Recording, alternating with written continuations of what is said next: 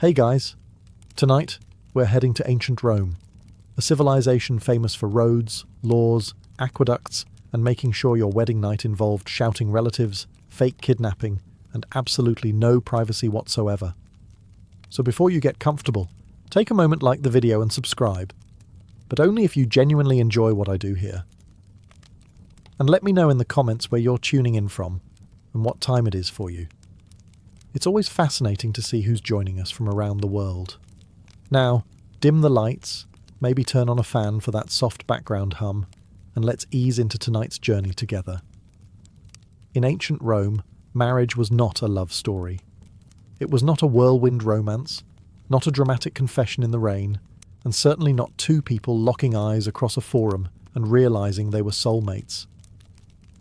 Roman marriage was a transaction, a very serious transaction, with witnesses and expectations, and zero interest in your feelings. To Romans, love was unreliable. Love made people impulsive. Love caused bad decisions, poetry, and occasionally civil wars. None of these were desirable outcomes. What Romans trusted instead were contracts, traditions, and ancestors who had been doing things the same way for centuries and were absolutely not open to feedback. Marriage existed to connect families, secure property, produce legitimate heirs, and keep inheritance disputes from turning into murder. Or worse, lawsuits. Emotional fulfillment ranked somewhere below owning a decent toga on the priority list. If affection happened later, wonderful. If not, well, that is what mistresses were for. Efficient system, morally questionable. Very Roman. This is why the wedding night mattered so much. Not because it was romantic, but because it was evidence. Evidence that the bride had officially left one household and entered another. Evidence that the marriage contract had moved from theoretical to painfully real. Evidence that future children would not require awkward explanations. Romans hated ambiguity. They hated uncertainty. They especially hated situations where someone could later say, "Well, actually, the marriage was never fully completed." That kind of sentence caused chaos, inheritance problems, and extremely long arguments involving lawyers who charged by the hour. Metaphorically, of course, because timekeeping was still a mess. So the wedding night was designed to eliminate doubt. It was loud. It was public. It was witnessed by relatives, neighbours, household gods, and probably at least one uncle who refused to leave. Romance did not enter the room. Tradition did, loudly, and sat down without asking. The bride was not marrying for herself. She was marrying for her family's future. The groom was not gaining a partner. He was gaining responsibility, expectations, and a mother who would absolutely judge his performance as a husband within the week. To modern audiences, this feels cold, uncomfortable, slightly horrifying. But to Romans, it was stability. A society obsessed with order could not afford emotional spontaneity. Marriage had to be clear, unquestionable, and impossible to undo without serious consequences. Love could come later. First came duty. And duty, in ancient Rome, did not care how you felt about it.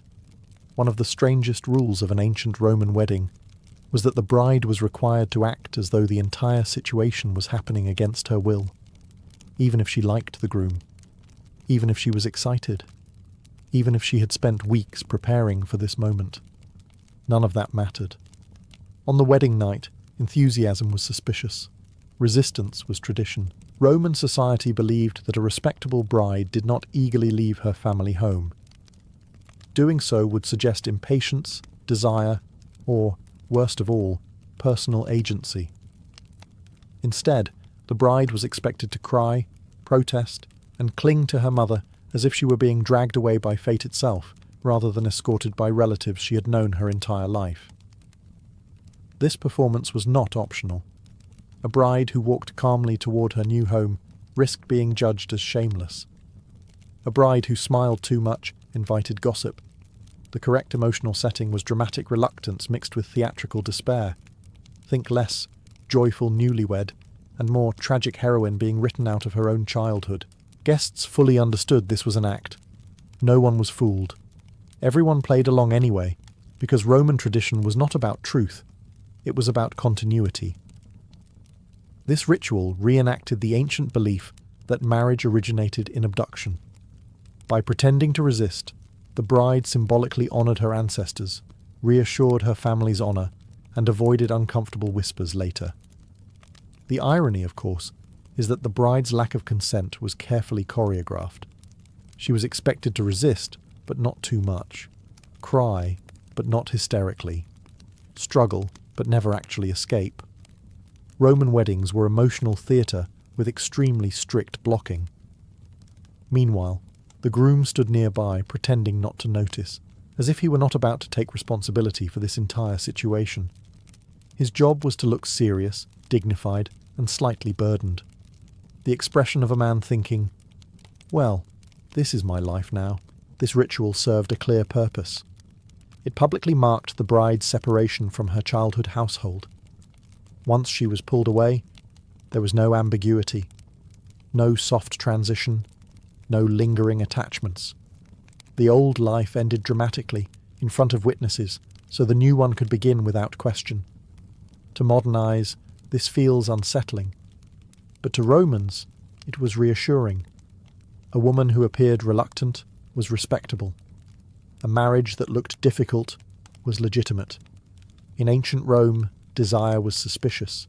Resistance was respectable. And pretending you did not want something was the first step toward being considered worthy of it. Once the bride had demonstrated sufficient reluctance, crying, clinging, and generally performing emotional resistance at an acceptable Roman level, it was time for the wedding night to truly begin. And by begin, ancient Rome meant a ritual kidnapping conducted in front of friends, family, neighbours, and anyone else who happened to be nearby and enjoying the chaos.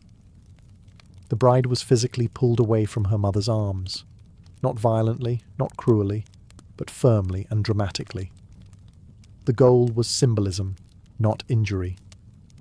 This moment marked the official severing of her ties to her childhood household. From this point on, she no longer belonged to her father's family. She now belonged to her husband's household, its gods, and its expectations. Romance was still nowhere in sight. This was not a surprise. Everyone knew it was coming. The bride knew. The groom knew. The guests knew. And yet, the ritual required commitment. You could not half-kidnap a bride. That would look unserious. Roman tradition demanded full participation, preferably with enough noise to ensure nearby ancestors were fully aware that a marriage was happening. Guests often cheered during this moment, not out of cruelty, but because cheering was part of the performance. The louder the crowd, the more legitimate the marriage appeared. Silence suggested doubt. Doubt was dangerous.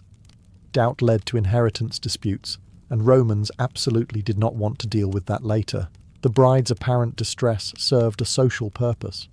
It reassured everyone watching that she had not rushed into marriage out of desire or impatience. She was leaving reluctantly, as a respectable woman should. At the same time, it reassured the groom's family that she was being properly transferred, not casually wandering into their household on her own terms. From a modern perspective, this ritual feels deeply uncomfortable. Watching someone be symbolically dragged away from their home triggers every instinct we have to intervene.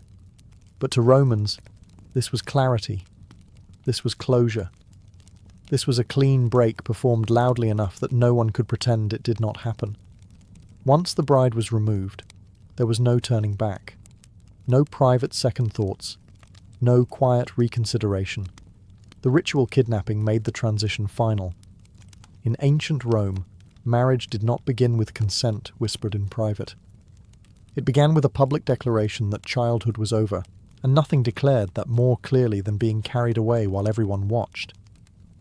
Once the bride had been successfully removed from her family, loudly, publicly, and with appropriate symbolic distress, the wedding night shifted into its next phase, the torchlit procession. This was not a gentle walk. This was not a quiet escort. This was a roaming, shouting, fire-filled parade, designed to make absolutely sure that everyone within earshot knew a marriage had just occurred. The procession moved through the streets at night, led by friends and relatives carrying torches. Fire mattered here. Fire scared away evil spirits, illuminated the bride's transition, and added a dramatic flair that said, "Something irreversible is happening, and we brought flames to prove it." Romans loved symbolism, but they loved spectacle even more. As the group marched, guests shouted jokes, loud ones, obscene ones, jokes so crude that Roman writers later refused to record them, which tells you everything you need to know. This was not poor manners. This was protection.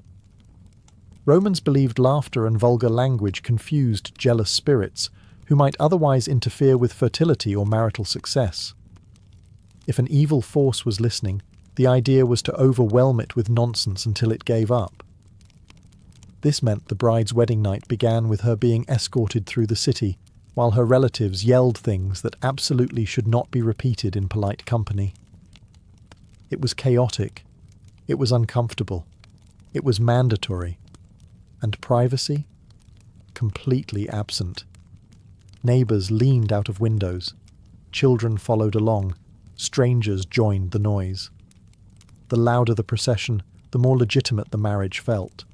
A quiet wedding night suggested something had gone wrong. Romans trusted volume more than subtlety. The groom walked near the bride, maintaining a respectable distance and an expression that suggested dignity rather than panic. His role was to look solemn and responsible, as if he were not currently being escorted home by a crowd chanting jokes about his future performance as a husband.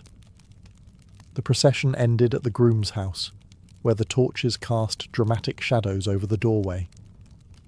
This moment marked the bride's official arrival into a new life.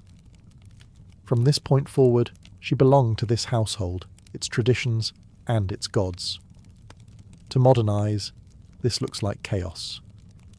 But to Romans, it was order, loud order, firelit order. In ancient Rome, marriage was not something you slipped into quietly. It was announced. It was shouted. And it arrived at your door accompanied by flames, laughter, and zero concern for your nerves. By the time the torchlit procession reached the groom's house, Roman guests were just getting warmed up, literally and emotionally. This was not the moment for quiet reflection or respectful silence. This was the moment for obscene wedding songs delivered at full volume, with enthusiasm, creativity, and absolutely no shame. These songs were not optional. They were an expected and essential part of the wedding night. Romans believed that loud, vulgar humour protected the couple from bad luck, jealousy, and supernatural interference. Evil spirits, apparently, were easily offended and easily confused. If you shouted enough inappropriate jokes, they would simply leave out of discomfort. Honestly, relatable. The content of these songs was deliberately crude. Guests mocked the groom's masculinity, made explicit jokes about the bride and groom's future intimacy, and generally said things that would get you banned from modern family gatherings for life. But in Rome, this was not rudeness. This was ritual protection wrapped in peer pressure. The bride, meanwhile, was expected to endure this with modesty. She did not laugh loudly. She did not respond. She certainly did not tell anyone to stop. A respectable Roman bride absorbed the embarrassment quietly, staring at the floor while her relatives loudly discussed her wedding night, like it was a public performance review. The groom was in a similar position. He was mocked openly, teased mercilessly, and reminded that expectations were high. These songs served a social function. They reinforced community norms, publicly acknowledged the sexual side of marriage, and ensured that everyone understood what the marriage was for. Romance was still nowhere on the schedule, and the audience was large. Neighbours listened. Passers-by stopped. Children absolutely heard things they should not have, but would later pretend not to remember. Privacy was not part of the Roman wedding night. It was a communal event with commentary. Eventually, after sufficient noise had been made and enough spirits had been offended into retreat, the guests moved on to the next stage of the ritual. But the songs mattered. They marked the transition from public ceremony to private obligation. They were the last loud reminder that marriage was not just between two people, but between families, ancestors, and society itself. To modern ears, this feels mortifying. To Romans, it was reassuring. A wedding night without obscene songs would have felt incomplete, dangerous, and suspiciously quiet. In ancient Rome, love might have been private. But marriage? Marriage was announced with jokes so loud even the gods could hear them. After the shouting, the singing, and the public humiliation disguised as tradition, the wedding party finally reached the most deceptively dangerous object of the night: the doorway. To modern people, a doorway is just a rectangle you walk through while checking your phone. To the Romans, it was a supernatural obstacle course filled with bad omens, lurking spirits, and the very real possibility of ruining your marriage by tripping. Tripping over the threshold was considered disastrous. It suggested hesitation, misfortune, or divine disapproval. In other words, it was the kind of small accident that could haunt you for the rest of your married life, at least according to Roman logic. And Roman logic did not care whether the floor was uneven or the bride was exhausted from being dragged through the streets. So the solution was simple: do not let the bride walk inside at all. Instead, the groom lifted her and carried her over the threshold. This had nothing to do with romance. No sweeping gestures, no tender symbolism. This was a practical maneuver designed to keep the gods calm and the neighbours satisfied. If the bride never touched the threshold, she could not offend it. Problem solved. This action also quietly reinforced another Roman belief. The bride did not enter her new home by her own choice. She was brought in, transferred, installed. Like a very important household object with opinions, the symbolism was clear and not subtle. The guests watched closely. This was not a moment to mess up. Dropping the bride would have been a disaster of mythic proportions. Slipping would have been discussed for years. Someone absolutely would have blamed it for later marital problems.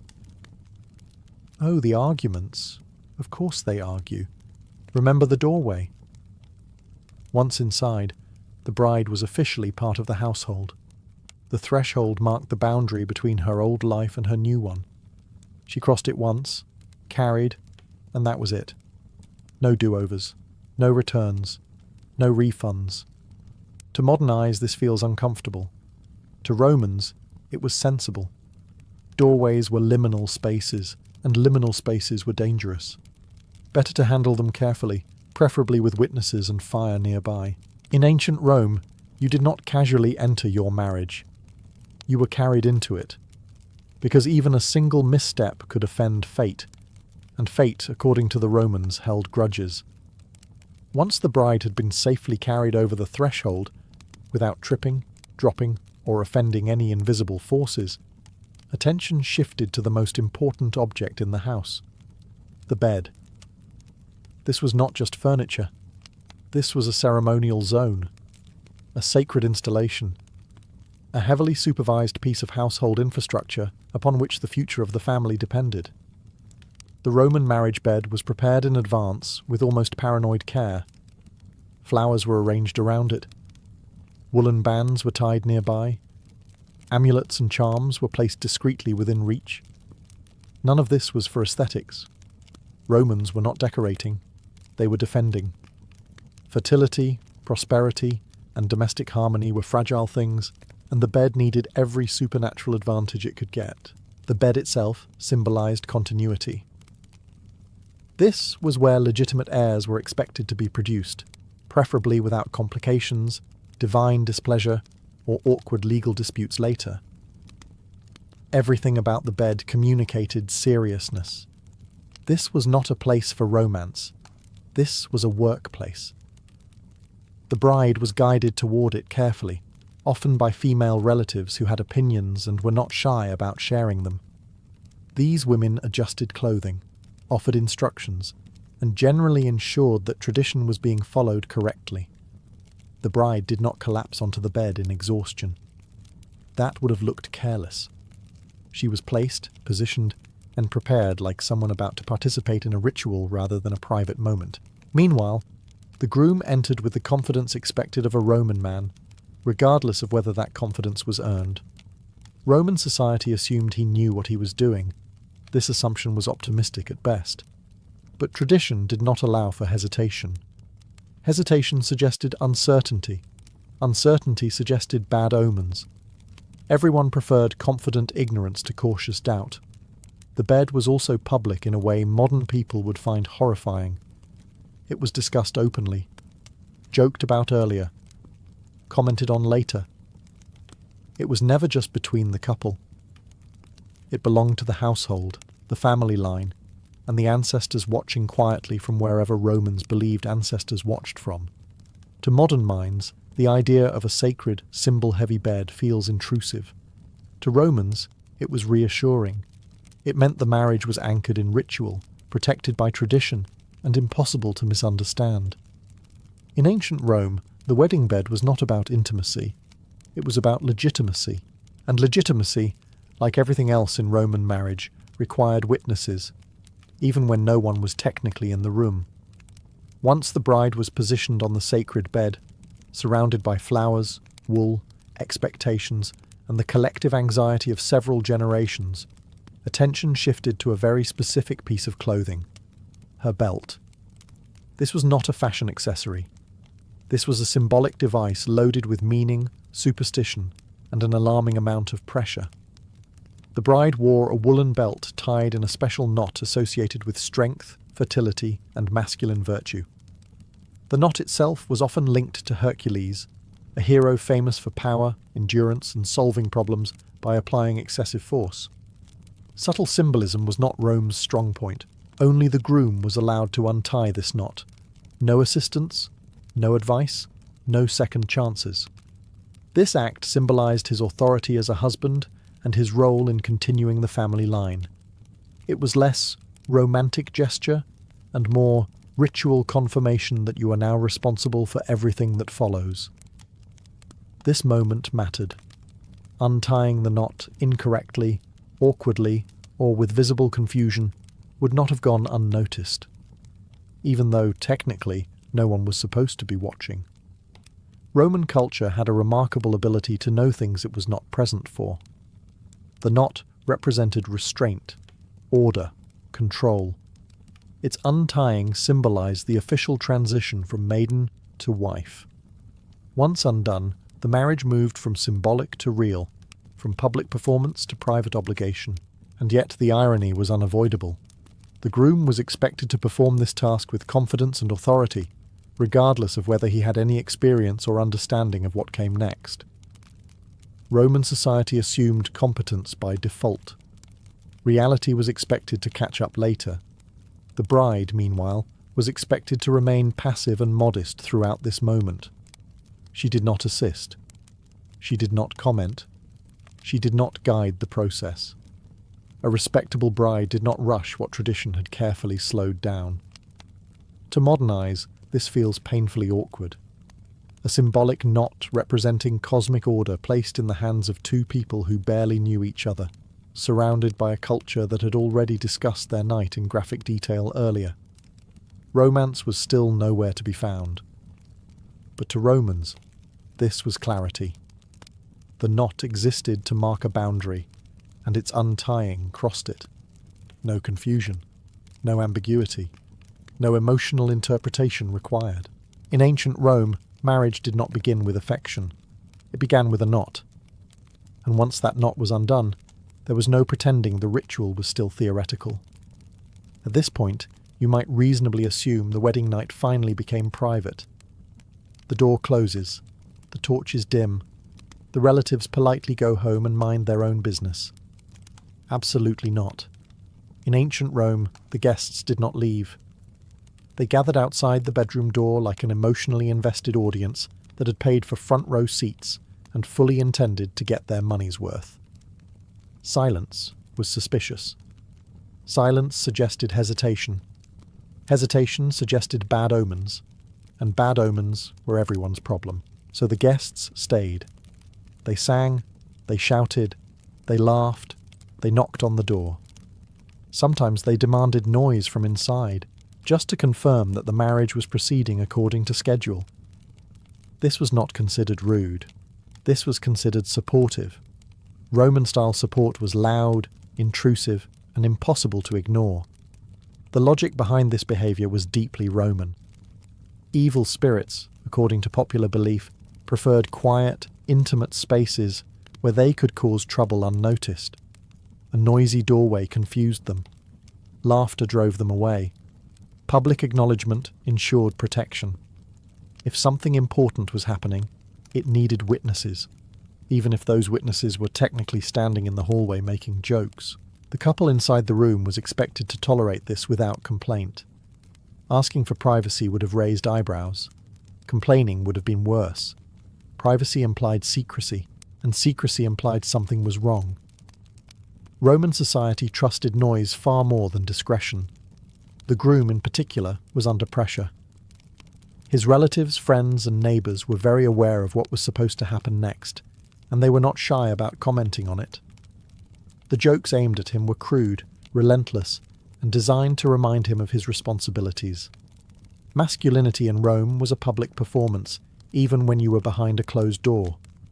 The bride, meanwhile, was expected to remain quiet, modest, and dignified, despite the fact that her wedding night had turned into a spectator sport with commentary. This contradiction did not bother Romans in the slightest. Tradition rarely concerns itself with comfort. Eventually, the noise faded. Not because the guests felt satisfied, but because they believed their presence had done its job. The spirits had been chased away. The marriage had been publicly acknowledged. The night could proceed. In ancient Rome, the wedding night was never just between two people. It belonged to the family, the household, and a crowd outside the door making sure tradition was being respected. With the door finally closed, and the crowd lingering just long enough to make sure it really was closed, Roman tradition shifted into one of its favourite contradictions. The bride was expected to be modest, passive, and restrained. The groom, meanwhile, was expected to be confident, capable, and completely in control of a situation he had likely never experienced before. This expectation was not negotiable. Roman society assumed male competence by default. Whether the groom was prepared, informed, or emotionally ready did not matter. He was a Roman man. That was considered qualification enough. Hesitation was dangerous. Uncertainty suggested weakness. Weakness was unacceptable, especially on a night that symbolized authority, continuity, and social order. The bride, on the other hand, was expected to demonstrate restraint. She did not lead. She did not speak openly. She did not express fear or excitement.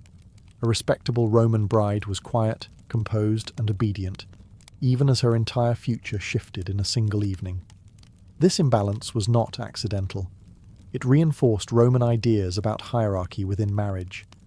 The wedding night was not about shared discovery. It was about roles being established clearly and immediately. One person acted, the other received. Ambiguity was the enemy. And then there was the awkward reality that Roman tradition carefully ignored. Many brides were very young, and many grooms were not exactly experienced teachers. The expectation of effortless competence collided with human uncertainty in ways Roman culture preferred not to acknowledge. There were no guides, no gentle conversations, no space for mistakes. Tradition assumed everything would simply work itself out, because tradition always assumed it was right. Any discomfort was framed as normal. Any confusion was to be endured quietly. Complaining would have suggested that the ritual itself was flawed, and that was unthinkable. To modern audiences, this feels deeply uncomfortable. The lack of communication, the imbalance of expectations, the silence demanded from one side. All of it highlights how different Roman values were from our own. But to Romans, this was stability. Clear roles meant fewer disputes later. Fewer disputes meant fewer challenges to authority. Marriage was not meant to be emotionally fulfilling. It was meant to function. In ancient Rome, the wedding night was not about mutual understanding. It was about performing your role correctly. And tradition assumed you already knew your lines, whether you did or not. As if the relatives outside the door were not enough pressure, ancient Romans believed the wedding night also had an audience that could not be shooed away, the household gods. These were not distant, abstract deities lounging comfortably on Mount Olympus. These were domestic gods. They lived in the house. They watched everything. And they were very invested in how this marriage turned out. Every Roman home contained a small shrine dedicated to the household spirits, usually located near the hearth.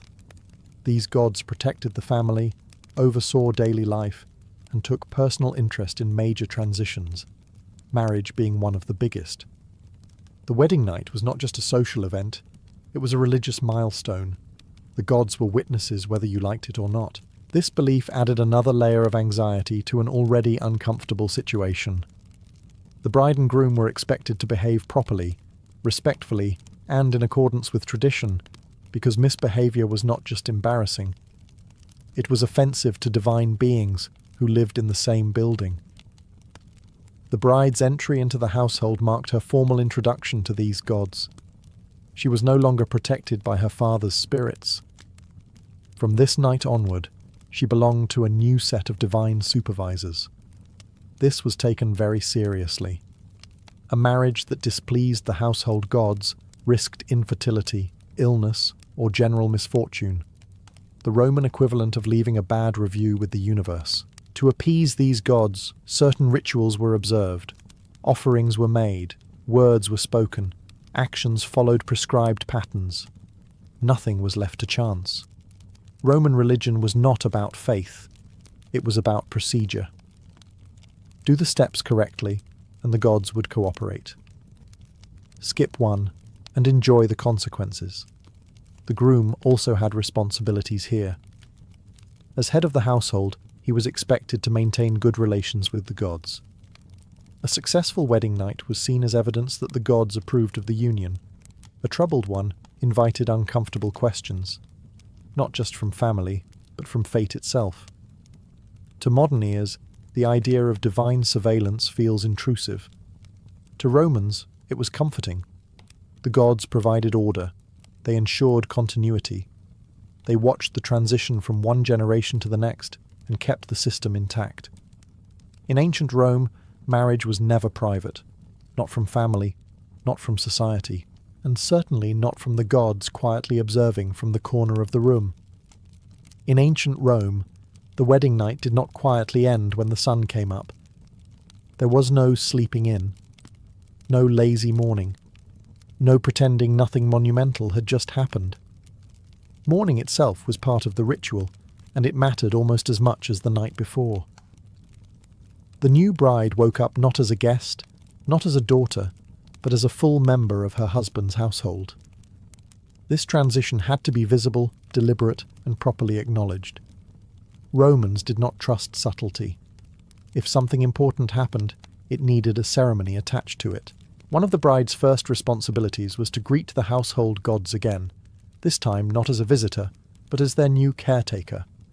She was now responsible for maintaining domestic harmony, overseeing daily rituals, and ensuring the gods were properly respected. No pressure, just the spiritual well-being of an entire household resting on your shoulders before breakfast. The bride also began performing domestic tasks immediately. This was not punishment. It was symbolism.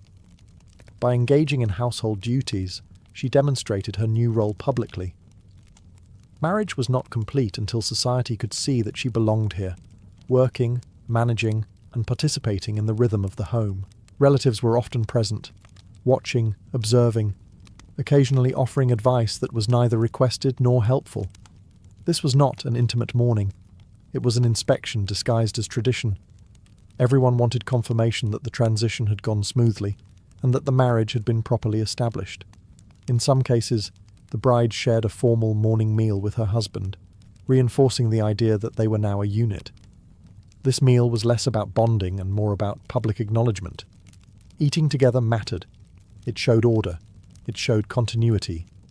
It showed that the system was still functioning. The groom, meanwhile, stepped fully into his role as household leader.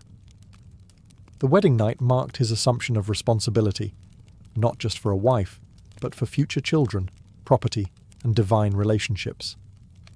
Marriage was not a reward, it was an obligation. To modern audiences, this immediate return to structure feels harsh. There is no recovery period, no emotional processing. But to Romans, this was reassurance. The faster life returned to order, the more successful the marriage appeared. In ancient Rome, marriage was not sealed with romance. It was sealed with routine, and the morning after was not an ending. It was proof that the system still worked. If you thought the wedding night scrutiny ended with the gods and the guests outside the door, ancient Rome has one final surprise for you: the women, specifically the female relatives. And yes, they were paying attention. The morning after the wedding night was not just about rituals and household duties. It was also about verification. Roman society was deeply concerned with legitimacy, inheritance, and ensuring that everyone followed the rules exactly as tradition demanded. To support this obsession, female relatives of the groom often played the role of observers, advisors, and unofficial auditors. These women had seen this ritual before, many times. They knew what was supposed to happen, how it was supposed to look, and what signs indicated that everything had gone correctly. Their presence was not meant to be comforting. It was meant to be thorough. In some households, the bride was discreetly inspected. Not aggressively, not cruelly, but undeniably invasively. This inspection served as confirmation that the marriage had been properly consummated. Romans did not trust private declarations. They trusted physical evidence and witnesses. Romance did not factor into the equation. This might sound shocking, but to Romans it was simply practical. Marriage created legal consequences, property rights, inheritance claims, questions that could destabilize families if left unanswered. Better to be awkward for a moment than to risk chaos later. The bride, meanwhile, was expected to endure this quietly. Complaining would have suggested impropriety. Embarrassment was irrelevant. Dignity was secondary to order. A respectable Roman woman accepted scrutiny as part of her role. The groom's female relatives also offered advice. Unsolicited advice. Advice that was deeply personal and delivered with complete confidence. These women framed their involvement as guidance, not interference. And in Roman culture, elders, especially female elders, were rarely questioned. To modern audiences, this feels intrusive and unnecessary. To Romans, it was reassurance. The marriage had crossed every required threshold. The transition was complete. The system was intact. After this moment, the bride's status changed permanently. She was no longer an outsider. She was now accountable to her husband's family, their traditions, and their expectations. In ancient Rome, privacy was not a right, it was a luxury. And on your wedding night, it was the first thing tradition took away, carefully, publicly, and with witnesses who absolutely remembered everything. After the rituals, the inspections, the shouting relatives, the watchful gods, and the symbolic everything, Roman society finally reached a quiet conclusion. Love was optional, not forbidden, not discouraged, just unnecessary at the beginning. In ancient Rome, marriage was not designed to satisfy emotional needs. It was designed to function. If affection developed over time, that was a pleasant side effect. If it did not, the system continued without concern. Stability mattered more than happiness. Order mattered more than chemistry. This explains why Romans did not panic if a couple seemed distant or awkward after the wedding night. That was normal, expected even. Familiarity would come later, after routines settled in and roles became predictable. Romance was something you earned accidentally, not something you planned for. Roman writers were perfectly comfortable acknowledging this. Love poems existed, of course, but they were rarely directed at spouses. Passion was often described as disruptive, irrational, and socially inconvenient. Marriage was meant to be calm, predictable, boring, in the most respectable way possible. If you wanted excitement, Roman culture provided plenty of alternatives that existed very conveniently outside the marriage contract. This was not hypocrisy in Roman eyes. It was compartmentalization. Marriage handled lineage and legality. Everything else went somewhere else. The wedding night, then, was never meant to spark passion. It was meant to establish a framework, a beginning marked by ritual, not emotion. Once the framework was in place, the couple could decide how to exist within it, politely, dutifully, or with carefully managed affection. To modern viewers, this feels bleak. We are trained to see marriage as the culmination of love. Romans saw it as the starting point of responsibility. Different priorities produce different rituals, and in that context, the strange wedding night makes sense. The noise, the crowd, the symbols, all of it served to drown out uncertainty. Love was unpredictable. Tradition was reliable. In ancient Rome, marriage did not promise happiness. It promised structure. And if love arrived later, quietly, and without ceremony, that was considered a bonus, not a requirement.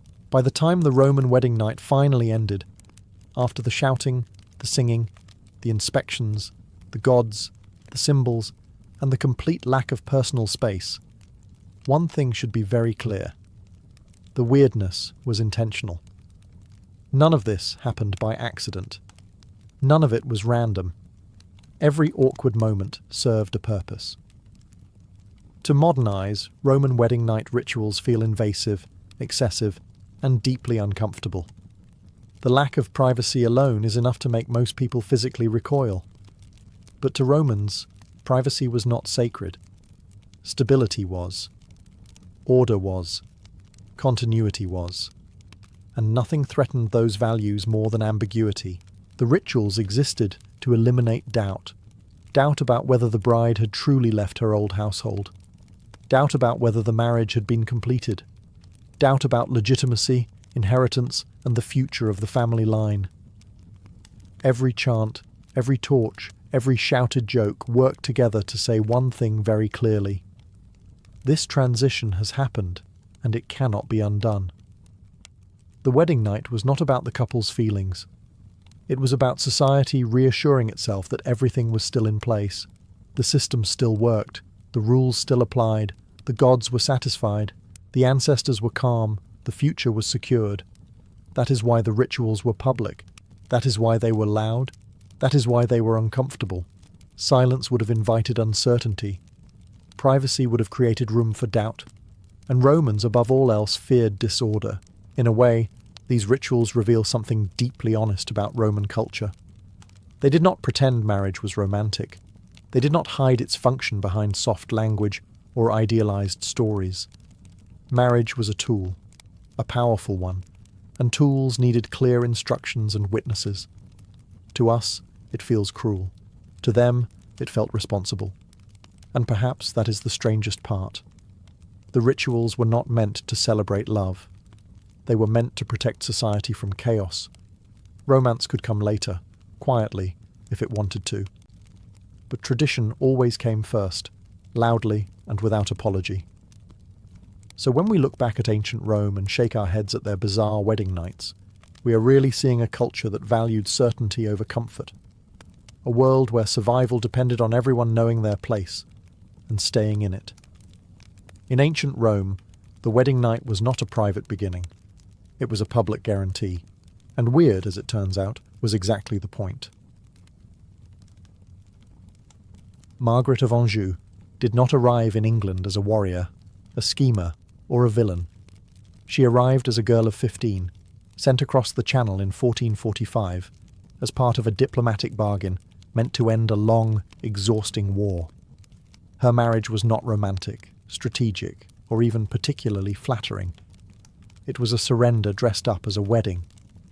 England gave up territory in France, received no dowry, and gained a teenage queen whose value, at least on paper, was her obedience. Margaret quickly learned that England was not a place for obedient queens. Her husband, King Henry VI, was gentle, devout, and catastrophically unfit to rule. He preferred prayer to politics and charity to command. At moments of crisis, he simply vanished into himself, slipping into long mental collapses that left the kingdom leaderless. At first, Margaret stayed in the background, doing what was expected of her. She bore insults quietly. She learned the factions at court. She watched men argue over power while her husband stared at the floor. Then England began to crack. Noble families armed themselves. Old grudges resurfaced. The crown weakened, and with it, the fragile peace holding the realm together. The House of York began to challenge royal authority, not openly at first, but with the slow confidence of men who sensed blood in the water. Margaret saw the danger before most did. A queen with no power learns to read rooms very carefully. When Henry collapsed completely in 1453, the illusion ended. The king was alive, but England had no ruler. Margaret, heavily pregnant, was suddenly the only person near the throne who could act. This was the moment that defined her. She did not retreat to prayer.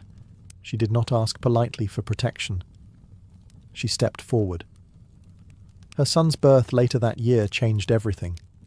Prince Edward was not just an heir. He was proof that the Lancastrian line would continue. Margaret understood what that meant in a country sliding towards civil war.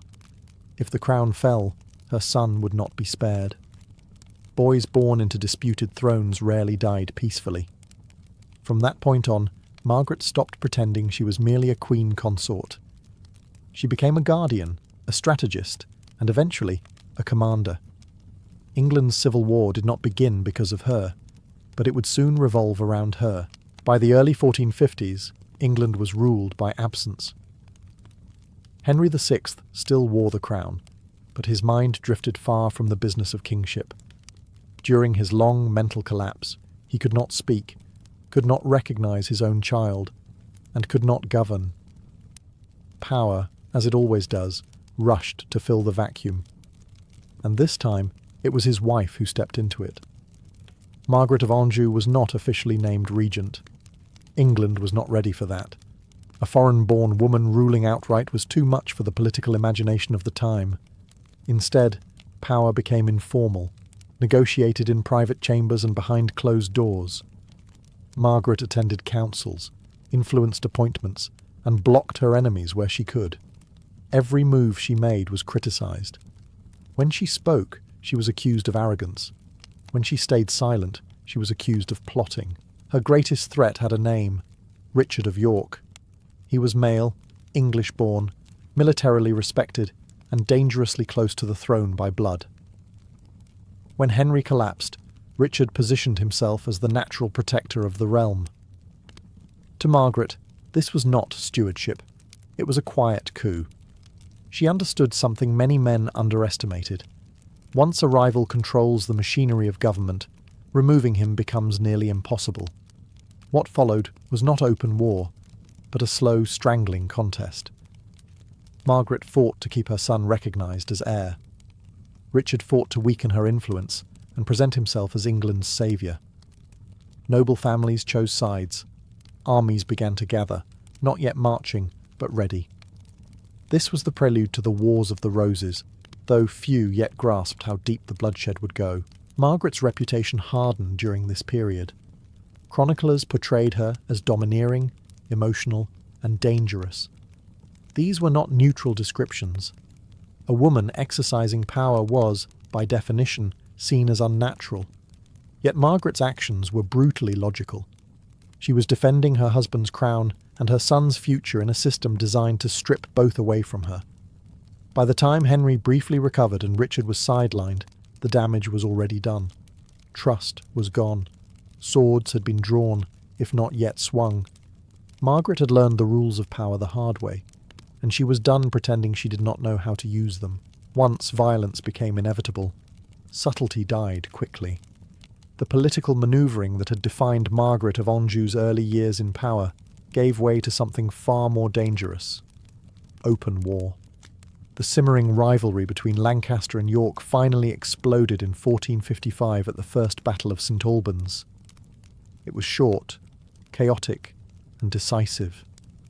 Yorkist forces emerged victorious. Royal authority collapsed in public view, and Margaret learned a brutal lesson: mercy would not save her family. The battle left the king once again helpless, and the Yorkists emboldened. Richard of York was reinstated as protector of the realm, a position that placed him closer to the throne than ever before.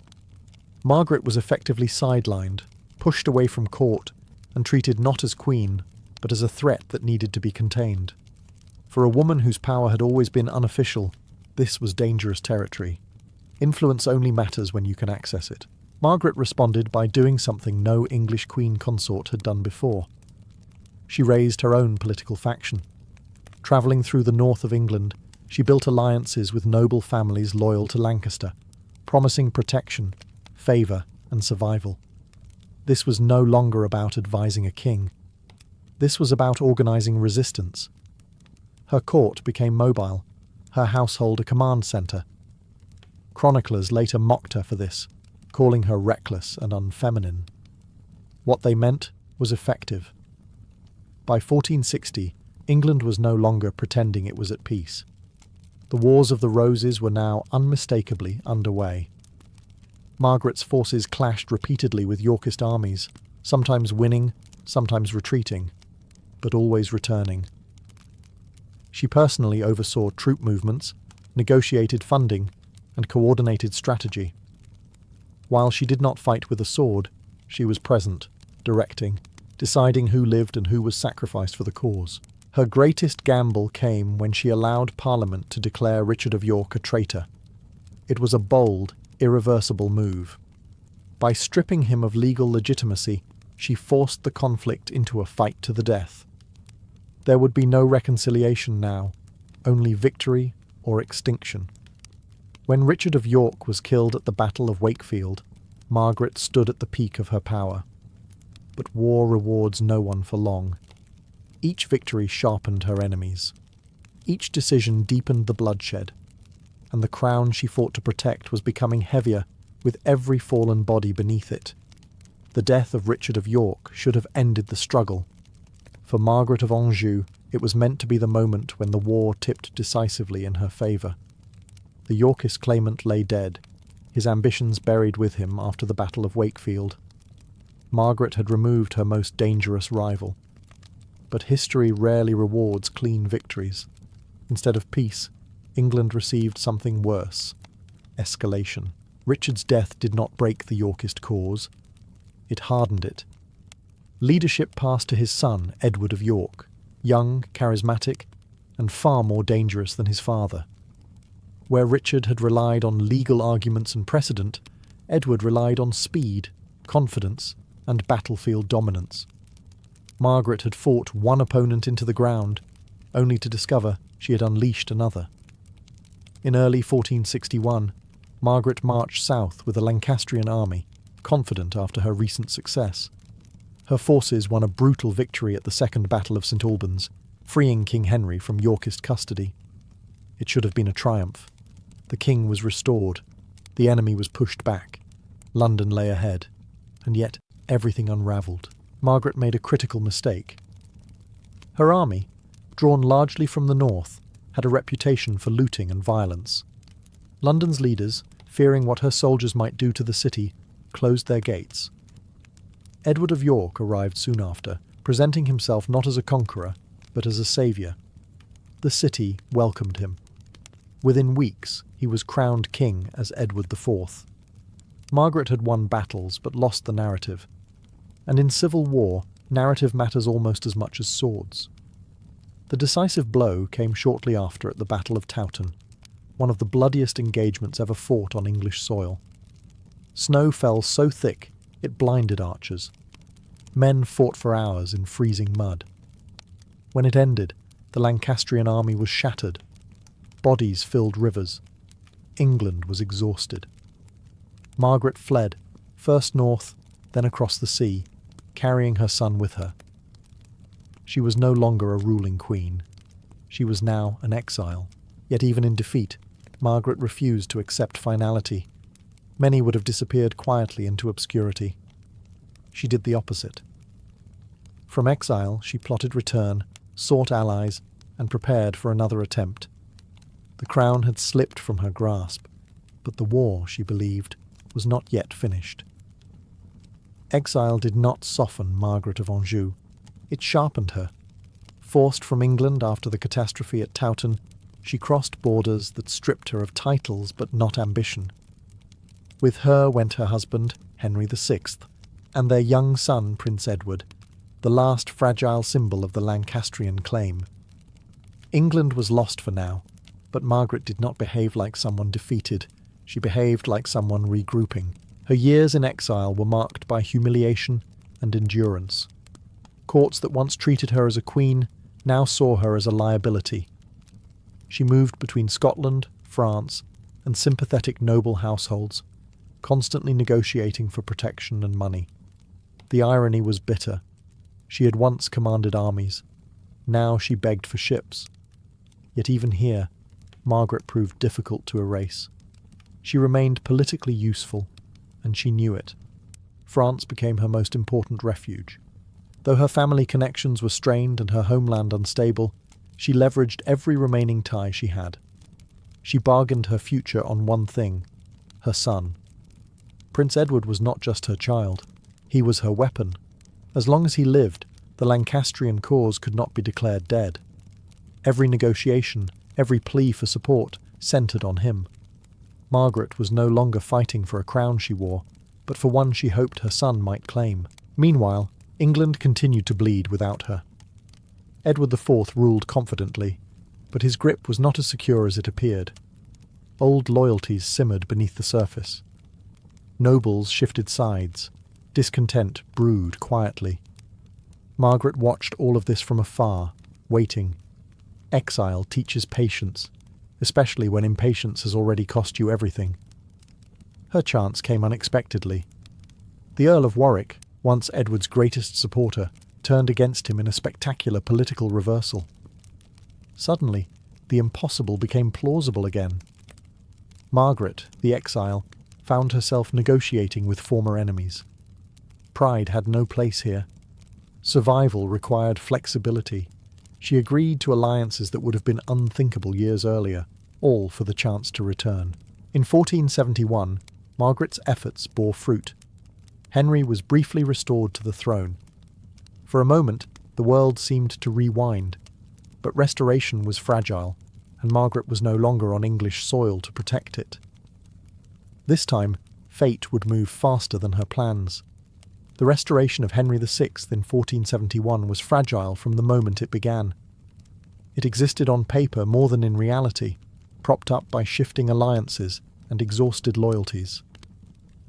Margaret of Anjou, the architect of this unlikely return, was not even present in England when it happened.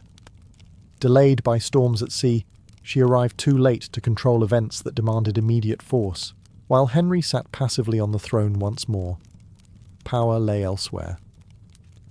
Edward IV had not accepted defeat.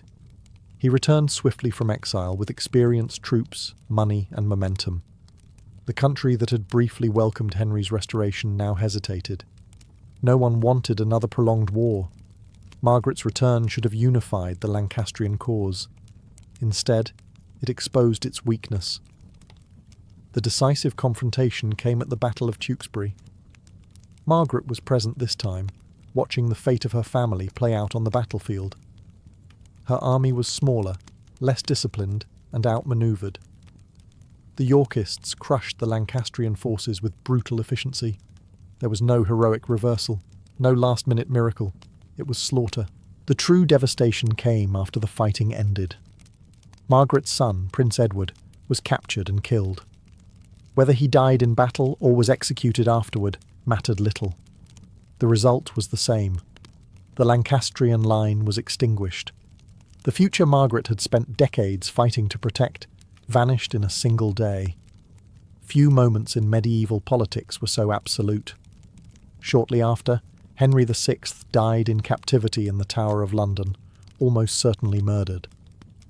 With his death, the war effectively ended. Margaret was captured alive. For the first time in her adult life, there was no cause left to defend, no army to raise, no crown to reclaim. She had lost everything she had fought for. Edward IV showed her mercy of a calculated kind. She was not executed. Instead, she was held prisoner for several years, a living reminder of a war now over. Eventually, she was ransomed back to France. It was not a return home in triumph. It was removal, Margaret left England as she had entered it decades earlier, stripped of power, defined by other people's decisions. But unlike the frightened teenager who first crossed the Channel, this woman carried the weight of a kingdom's collapse on her shoulders.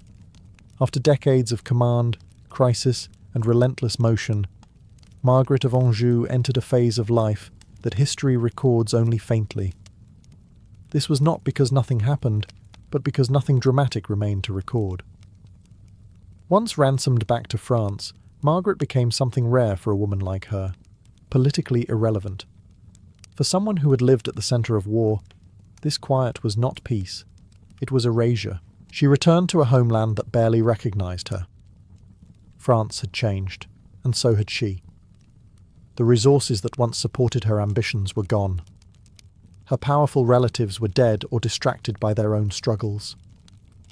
Margaret lived in reduced circumstances, dependent on a modest pension and the charity of the French crown. The woman who once negotiated alliances between kingdoms now had no leverage at all. What makes this period striking is not what Margaret did, but what she endured. She had lost her husband, her son, her crown, and her country. Most medieval women disappeared quietly after such losses, absorbed into convents or family households. Margaret did neither. She remained visible enough to be remembered, but powerless enough to be ignored. Chroniclers who once painted her as a monster now barely mentioned her at all. This silence was deliberate. Victors control memory, and the Yorkist regime had no interest in preserving the image of a queen who had nearly destroyed them. Margaret was reframed not as a commander or strategist, but as a cautionary tale, the dangerous foreign woman whose ambition brought ruin. Her years of exile conveniently reinforced that narrative. She was no longer a threat, so she could be simplified. Yet survival itself was a quiet defiance. Margaret lived until 1482, long enough to see England stabilise under a new order, built partly on the ruins she had helped create. She never returned to England. She never saw her son's grave. She never regained a title that mattered. But she also never apologised. There is no evidence that Margaret expressed regret for her actions. No surviving confession. No plea for forgiveness. That absence speaks volumes. She had played the game of power by the same rules as the men around her, and she had paid the same price for losing. The difference was that history punished her ambition more harshly. By the time she died, Margaret of Anjou was no longer feared or hated. She was simply inconvenient to remember. And yet, the wars she fought in reshaped England permanently. Silence could not undo that. Long after her armies were destroyed and her cause extinguished, Margaret of Anjou continued to fight a different kind of war, one she could not win. This battle was over memory, and in that arena she was defenceless. Medieval chroniclers did not struggle to explain civil war. They struggled to explain female power. Margaret solved that problem for them. She was cast as the cause rather than the participant, the spark rather than the fuel. England's decades of instability were folded neatly into her personality. Foreign, emotional, domineering, unnatural. The men who armed the kingdom, betrayed allies, and butchered rivals faded into complexity. Margaret became the villain who made it all happen. This narrative hardened quickly. Writers accused her of cruelty, ambition, and bloodlust, often exaggerating or inventing scenes to make their point. She was described as shouting orders, humiliating enemies, and revelling in executions.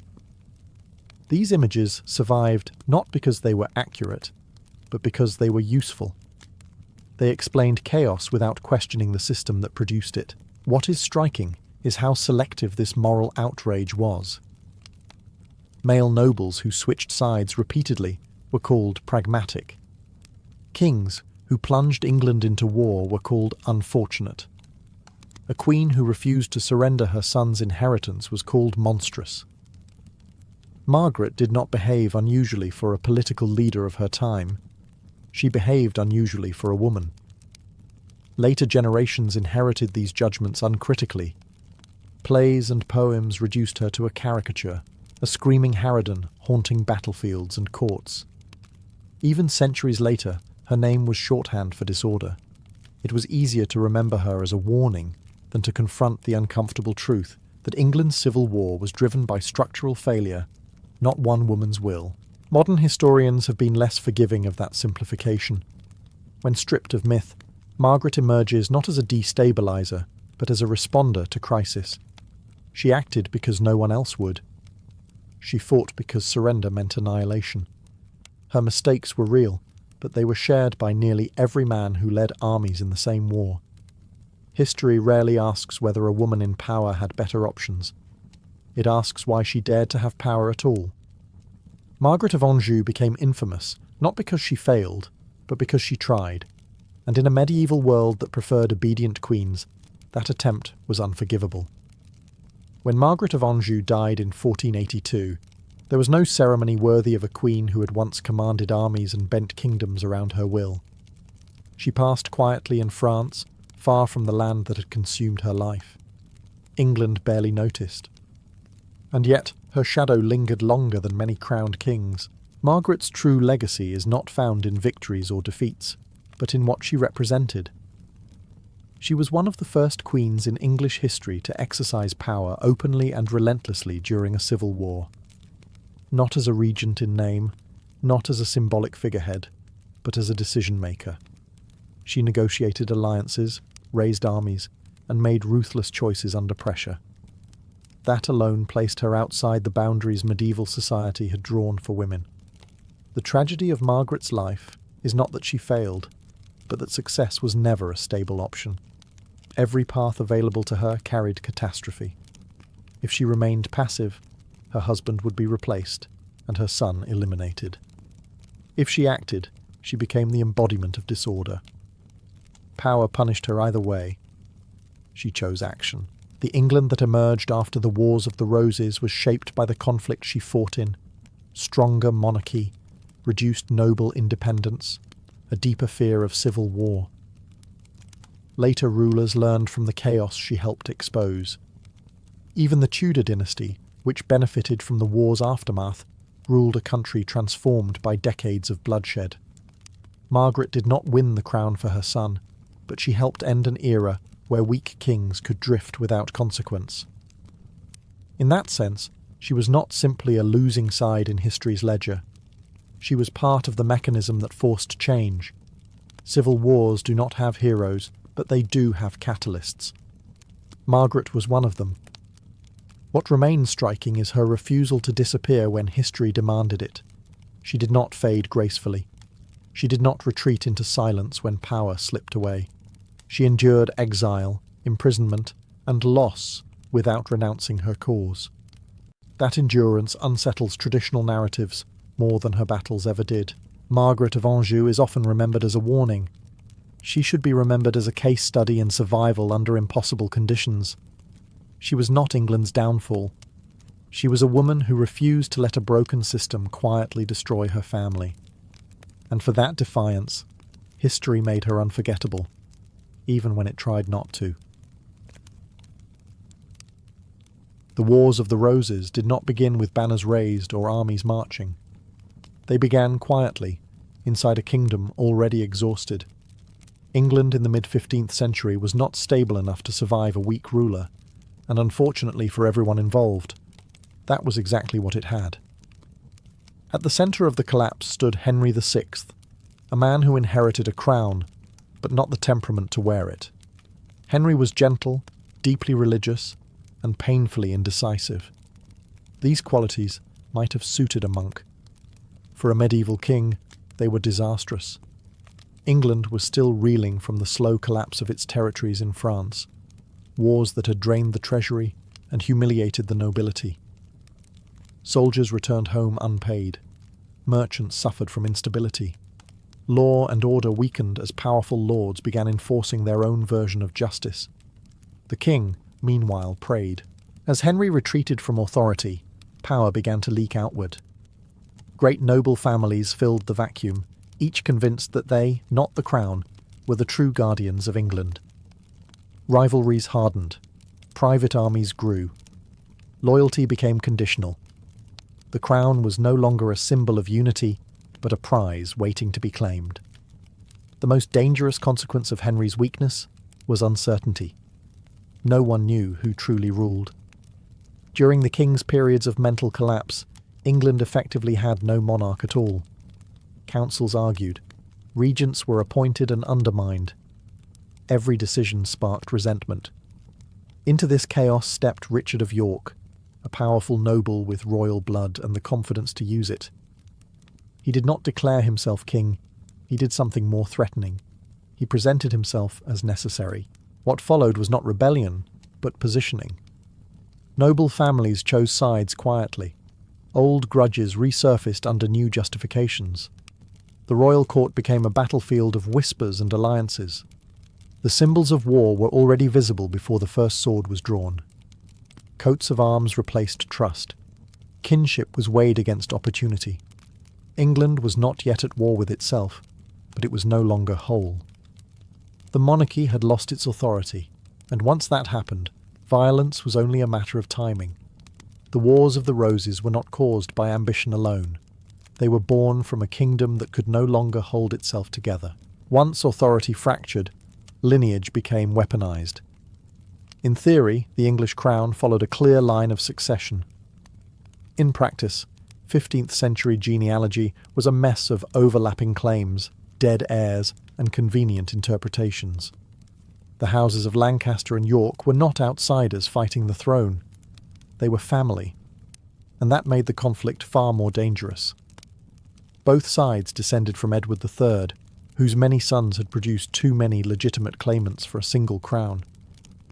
The Lancastrian kings ruled through Henry VI, descended from Edward's third son. The Yorkists traced their claim through both the second and fourth sons, which, on paper, gave them a stronger hereditary argument. That fact mattered less than how often it was repeated. In medieval politics, repetition could turn theory into truth. What truly poisoned the situation was that these blood claims existed in a world already flooded with armed men. England's nobility maintained private retinues, loyal not to the crown, but to individual lords. When disputes arose, they were not settled in courtrooms. They were settled with steel. Every legal argument came with a shadow army behind it. The rivalry hardened when Richard of York positioned himself as protector of the realm during Henry's breakdowns. Officially, he claimed to be safeguarding England. Unofficially, he was proving he could run the kingdom better than the king. Each time he governed competently, the idea of replacing Henry felt less radical. Lancastrian supporters saw this as creeping treason. Yorkist supporters saw it as inevitable reform. Neutral nobles watched carefully, waiting to see which side offered survival. Loyalty shifted not based on morality but timing. Choosing too early was dangerous. Choosing too late was fatal. What makes this phase critical is that war was still avoidable. There were negotiations, compromises, and half-measures. But none addressed the real issue. England had too many powerful men and no strong centre to restrain them. Every truce simply postponed violence. Every agreement bred suspicion. By the time the first armies gathered, the question was no longer who had the better claim. It was who would strike first. In a system where weakness invited removal, restraint became a liability. Bloodlines provided justification. Swords provided resolution. And England was rapidly running out of reasons not to use them. The moment diplomacy collapsed, violence rushed in to replace it. The first true rupture came in 1455 at the Battle of St. Albans, a short, savage clash that shattered any illusion that England's crisis could be solved quietly. What had once been whispered arguments over bloodlines and governance turned into open killing in the streets. The Wars of the Roses had begun, and there would be no clean way out. At St. Albans, the forces of Richard of York struck decisively against Lancastrian loyalists. Several of the king's closest allies were killed, not in grand heroic combat, but in close chaotic fighting. The king himself, Henry VI, was captured. That single moment sent a clear message across the realm. The crown could be seized, and the sky would not fall. From then on, restraint became weakness. Noble families scrambled to reassess their positions. Some switched sides immediately. Others armed themselves and waited. The countryside filled with small bands of soldiers wearing household colours rather than royal insignia. England was no longer fighting foreign wars. It was consuming itself. What made this conflict especially brutal was its intimacy. The battles were not distant affairs between strangers. They were fought between cousins, former allies, and neighbours. Noblemen who had shared tables now shared battlefields. Prisoners were rarely spared, because mercy invited revenge later. Executions followed victories with chilling speed. Power changed hands not through law but through survival. The violence also reshaped political behaviour. Parliament became a weapon rather than a forum. Victors used it to legitimise their rule, declare enemies traitors, and confiscate lands. Losing a battle no longer meant temporary disgrace. It meant legal erasure. Titles vanished. Families were destroyed. Estates were redistributed to the loyal. As battles multiplied, England learned a dangerous lesson. Force worked. Each successful coup encouraged the next. Each deposition normalised the idea that kings could be replaced. The crown lost its sacred distance. It became another prize on the field. By the late 1450s, England was trapped in a cycle it could not break. Victory demanded total defeat of the enemy. Compromise became impossible. Politics had failed. Blades now dictated the future. And with every clash, the cost of ending the war grew higher. Civil war has a way of accelerating careers. Men who might have spent decades climbing courtly ladders suddenly found themselves standing on battlefields deciding the fate of England. No one benefited more from this brutal compression of time than Edward IV, the young son of Richard of York. Where his father had moved carefully, Edward moved fast. And in a war defined by momentum, speed mattered. After Richard of York was killed in battle, many expected the Yorkist cause to collapse. Instead, it transformed. Edward was tall, confident, and visibly martial in a way that appealed to exhausted nobles and common soldiers alike. He did not argue genealogy in council chambers. He argued with victories. In early 1461, he marched south, gathering support not through legality, but through presence. Towns opened their gates. Men joined his banner because he looked like a king who could actually win. His coronation as king did not end the war. It intensified it. For the first time, England had two competing monarchies, each claiming legitimacy and each willing to kill to enforce it. Edward's greatest test came at the Battle of Towton, fought in appalling conditions. Snow blinded archers. Mud swallowed the wounded. The scale of death shocked even hardened veterans. When it ended, the Lancastrian army was destroyed, and with it, any immediate challenge to Edward's rule. Towton did not bring peace, it brought dominance. Edward IV ruled decisively, redistributing lands, rewarding loyalty, and crushing resistance. For a time it worked. The kingdom, exhausted by years of chaos, accepted stability even if it was enforced with fear. England had not healed, but it had paused. Yet the war had changed the rules forever. Edward's rise proved that a crown could be taken and held by force alone. Birth mattered, but battlefield success mattered more. This lesson lingered, unsettling every noble who watched it unfold. If one king could be overthrown, so could another. Beneath the surface of Edward's reign, resentment brewed. Former allies felt sidelined. Old loyalties resurfaced. The war had crowned a victor, but it had not resolved the disease that caused it. England was stable only so long as Edward remained unchallenged, and history had already shown how temporary that could be. Once the crown proved movable, loyalty became negotiable. The middle years of the Wars of the Roses were defined less by ideology than by betrayal.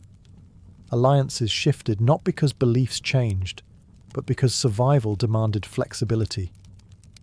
Nowhere was this more visible than in the rise and fall of the man later known as the Kingmaker. The Earl of Warwick had been instrumental in placing Edward IV on the throne. He commanded armies, negotiated marriages, and projected authority on Edward's behalf. For a time, Warwick was the engine of Yorkist power, but civil war rewards ambition poorly. As Edward grew more confident, he relied less on his former mentor. Decisions were made without Warwick's approval. Honours went elsewhere. Influence slipped. Warwick's response was not loyalty, it was recalculation. In a move that stunned England, Warwick turned against the king he had helped create. He allied with his former enemies, the Lancastrians, proving that in this war, yesterday's traitor could become today's ally. The reversal was not moral, it was strategic. Warwick believed he could control a restored Lancastrian monarchy more easily than an independent Yorkist king. England reeled from the shock. If the most powerful noble in the realm could switch sides, no alliance was safe. Armies marched again. Battles reignited old wounds. Edward was briefly driven into exile. In an extraordinary reversal, Henry VI was restored to the throne, not through strength, but because others moved him there like a political prop. This period exposed the true nature of the conflict. The war was no longer about Lancaster versus York. It was about control. Kings were symbols. Power lay with whoever commanded men, money, and timing. Parliament endorsed whoever stood victorious long enough to summon it. Law followed force, not the other way around. For ordinary people, this chaos was devastating. Lands were seized and reassigned repeatedly. Families were punished for backing the wrong side at the wrong moment. Justice depended on which banner flew overhead that week. The nobility played a lethal game of musical chairs, and England paid the price. By now, betrayal was no longer shocking. It was expected. The only real question left was who would betray whom next, and whether England could survive another reversal. By the early 1470s, the Wars of the Roses had reached a dangerous stage. This was no longer a struggle to claim power. It was a struggle to survive the consequences of having claimed it. The same tactics that had won crowns now tore alliances apart. The war had begun eating the very men who sustained it.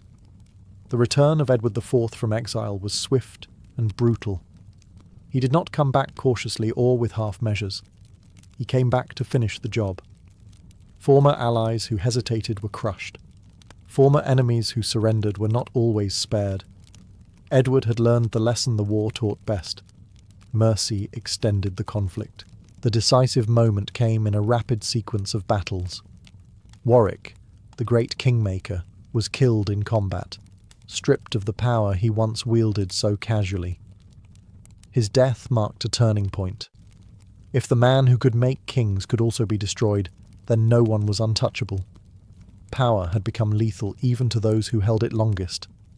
The final blow to the Lancastrian cause came shortly afterward. Their last serious army was defeated, and their hope for restoration collapsed in a single afternoon. Henry VI, once king, then prisoner, then king again, vanished from relevance entirely. He died in captivity, almost certainly murdered. His death was not dramatic. It was administrative. The war had learned how to erase people efficiently. What followed was not peace, but exhaustion. England had lost a generation of nobles. Entire family lines had been wiped out. Lands changed hands so often that ownership barely mattered. Authority survived, but trust did not. The monarchy emerged stronger in theory and harsher in practice. Kings would rule decisively now, because indecision had proven fatal. Yet even with Edward restored, the war refused to end cleanly. Too many men had learned that crowns could fall. Too many grudges remained unpaid. The violence slowed, but it did not disappear. It waited. This phase of the conflict revealed its true cost. The Wars of the Roses were no longer about who should rule England. They were about whether England could ever return to stability after teaching itself that power belonged to whoever seized it fastest. The war had solved nothing. It had only changed who survived long enough to write the rules. By the late 1470s, England was quieter, but not healed. The Wars of the Roses had slowed into something more unsettling than open battle. suspicion. Edward IV sat firmly on the throne, yet everyone understood how temporary that security could be. Too many kings had fallen too quickly for confidence to come easily. Edward ruled with greater authority than any monarch since the war began. He rewarded loyalty decisively and crushed dissent before it could grow. Noble independence was curtailed, private armies were discouraged, the lesson of the war was clear. Strong kings survived. Weak ones vanished. For a time, England accepted this arrangement. Stability, even enforced, was preferable to chaos. But the war had trained England to expect challenges. When Edward died suddenly, the fragile balance snapped again. His heir was a child. Power shifted to regents and protectors. Old instincts returned immediately. The crown once again looked vulnerable, and vulnerability invited ambition. Within months, the boy king disappeared from history, and Richard III took the throne. The justification was legal. The result was familiar. Richard's reign was short, tense, and shadowed by doubt. He ruled competently, but legitimacy haunted him. In a kingdom trained by decades of civil war, perception mattered as much as law. Every rumour carried weight. Every alternative claimant felt plausible simply because replacement had become normal. Into this uncertainty stepped a new figure, Henry Tudor. His claim to the throne was weak, tangled, and laughable on paper. In any other century, it would have gone nowhere. But this was post-war England. Bloodlines mattered less than momentum. Henry promised an end to the cycle. More importantly, he offered exhausted nobles a chance to stop choosing sides every decade. Support gathered slowly, not out of passion, but fatigue. Men who had survived the wars wanted finality. They did not need Henry to be perfect. They needed him to end the killing. As Henry landed in England, the war's final phase took shape. It was no longer Lancaster versus York. It was exhaustion versus uncertainty. England stood at a crossroads, shaped by 30 years of betrayal and bloodshed, waiting to see whether the crown would fall one last time or finally stay put. By 1485, England had reached the limit of its tolerance for uncertainty. 3 decades of shifting crowns had trained the kingdom to expect collapse, yet desperately crave finality. The last act of the Wars of the Roses would not be long, but it would be decisive. It centred on 2 men who understood exactly what was at stake. On one side stood Richard III, a hardened veteran of civil war. He had grown up surrounded by betrayal and bloodshed and ruled with a clear understanding of how fragile power could be. Richard was not incompetent nor universally hated. He governed firmly, attempted legal reforms, and projected strength. But legitimacy clung to him poorly. Rumours about the disappearance of his nephews followed him everywhere, whether fair or not. In a kingdom shaped by suspicion, doubt was fatal. Opposing him was Henry Tudor, an unlikely challenger, whose claim to the throne was weak by dynastic standards. What Henry lacked in pedigree, he compensated for in timing.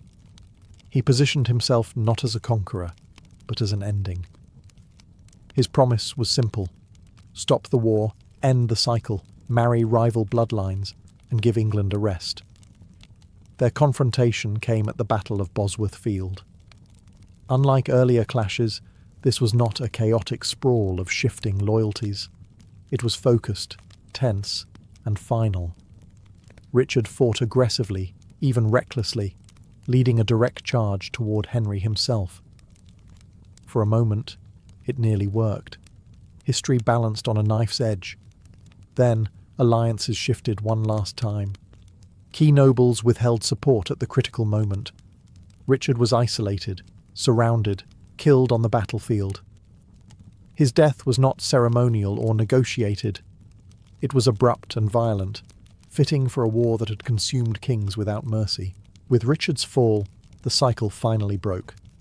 Henry Tudor was crowned as Henry VII, not because he was the strongest claimant, but because he was the last one standing. The crown passed not through purity of blood, but through exhaustion of alternatives. Bosworth did not simply decide a king, it ended a habit. England had spent 30 years learning that rulers could be replaced by force. Now it learned something new, that endless replacement led only to ruin. The battlefield where Richard fell marked the moment England chose closure over chaos, even if that closure came at the point of a sword. When the Wars of the Roses finally ended, England did not celebrate. It exhaled. 30 years of dynastic violence had not produced a clear moral victory, only a profound lesson in what civil war costs. The kingdom that emerged after Bosworth was quieter, but deeply changed, shaped by loss rather than triumph. The most immediate consequence was the destruction of the old nobility. Entire family lines had been wiped out on battlefields, or executed after defeats. Titles vanished. Estates were confiscated and reassigned repeatedly until loyalty became inseparable from survival. This thinning of the aristocracy weakened the power of great lords permanently. England would never again tolerate a nobility strong enough to challenge the crown so openly. From this devastation rose a new kind of monarchy. Henry VII ruled cautiously, not because he was timid, but because he understood the danger of instability. He avoided unnecessary wars, controlled noble power tightly, and treated rebellion as a disease to be eliminated early. The crown became less theatrical and more administrative. Kingship shifted from personal dominance to institutional control. The war also left a psychological scar. England had learned that kings could be deposed, imprisoned, and killed. The idea of sacred monarchy had been shattered. Future rulers governed with that knowledge always in mind. Authority would be enforced more carefully now, backed by law, finance, and surveillance, rather than personal charisma alone. For ordinary people, the wars had been catastrophic. Crops were destroyed, towns pillaged, and justice distorted by shifting allegiances. The conflict had rarely been about ideology for them. It was about whose soldiers were passing through this year. Peace, when it finally came, was welcomed not as victory, but as relief. Perhaps the most lasting legacy was cultural. The Wars of the Roses became a warning baked into English identity. Writers, chroniclers, and later dramatists treated the period as a descent into madness, where ambition ran unchecked and loyalty meant nothing. It became a story England told itself about what happens when power fractures. The wars ended in 1487, but their consequences echoed for centuries. They reshaped monarchy, destroyed old elites, and taught England to fear internal division more than foreign threats. The country survived, but only by abandoning the illusion that blood alone could guarantee stability. In the end, the Wars of the Roses were not about who deserved the crown. They were about how fragile a kingdom becomes when everyone thinks they do. Medieval queenship did not begin with marriage. It began with spectacle. A woman was not truly a queen until the realm saw her become one. Coronation was the moment when a bride crossed into power, and it was designed to be unforgettable. Bells rang, clergy processed, nobles watched closely, and the queen was transformed in full view of the political elite. This was not decoration, it was authorization. A queen's coronation echoed the king's in structure, though never in scale. She was anointed with holy oil, crowned and seated beside the king, marking her as chosen not only by marriage but by God. The ritual mattered because medieval authority was fragile. Power needed visible reinforcement. Without a coronation, a queen's position was weaker, her influence easier to challenge, and her legitimacy open to doubt. This is why some queens fought fiercely to be crowned quickly. Delay created vulnerability. A crowned queen could issue charters, hold lands in her own right, and act as a legal partner to the king. An uncrowned queen was merely a wife with a title. The difference was enormous. Ceremony translated into leverage. The coronation also taught the queen her role. She processed slowly, dressed in specific colours, surrounded by clergy and noblewomen. Every movement was choreographed. She learned where she could stand, when she could speak, and how she was meant to be seen. Queenship was as much about restraint as authority. Power was permitted only when expressed correctly. Importantly, the ceremony sent a message to the nobility. The Queen was now part of the machinery of rule. She could intercede, influence appointments, and serve as a bridge between factions. Ignoring her was no longer polite distance. It was political risk. History offers many examples of queens who understood this instinctively. Eleanor of Aquitaine, crowned twice in her lifetime, used ceremony to reinforce her status in two kingdoms. She did not rely on charm alone. She relied on visibility. Being seen mattered as much as being capable. Medieval politics ran on symbols, and the Queen was one of its most carefully managed symbols. Her coronation was the first lesson in that reality. From that day forward, everything she did would be watched, interpreted, and remembered. Queenship was not granted quietly. It was announced loudly, so that no one could later pretend it did not exist. When a medieval king was absent, incapacitated, or dead, the crown did not simply pause.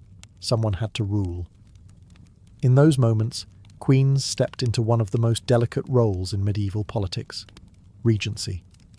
A regent queen did not replace the king.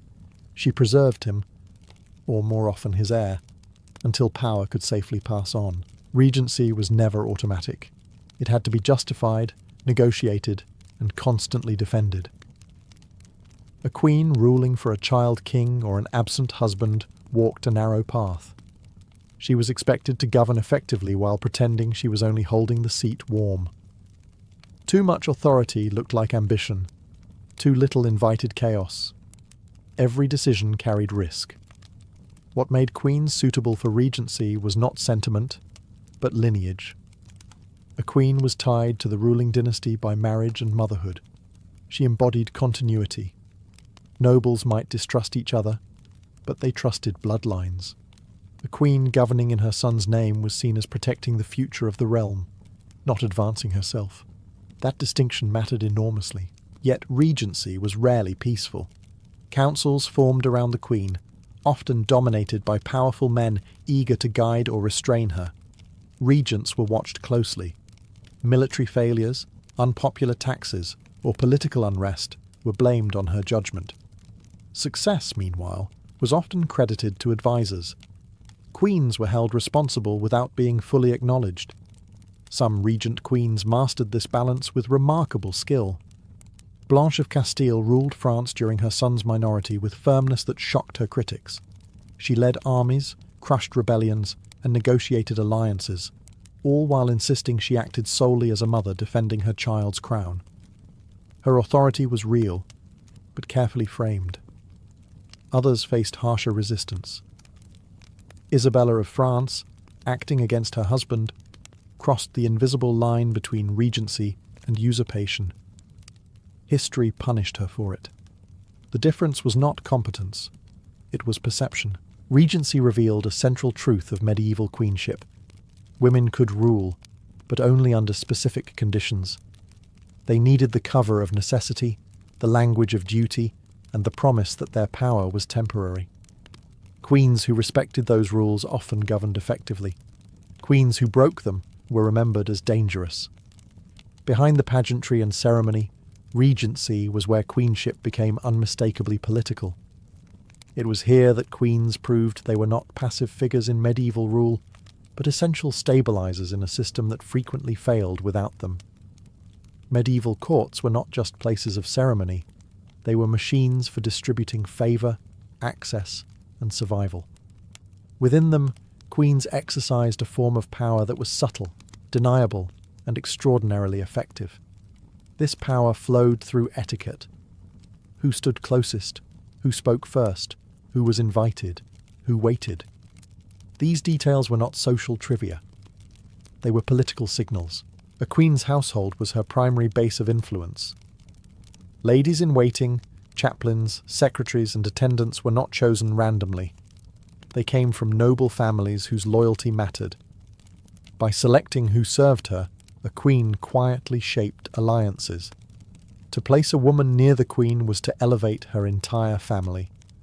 To remove her was a warning. No proclamation was needed. Everyone understood. Access to the queen was access to the king. Petitioners who could not reach the monarch often sought the queen instead. Intercession became one of her most powerful tools.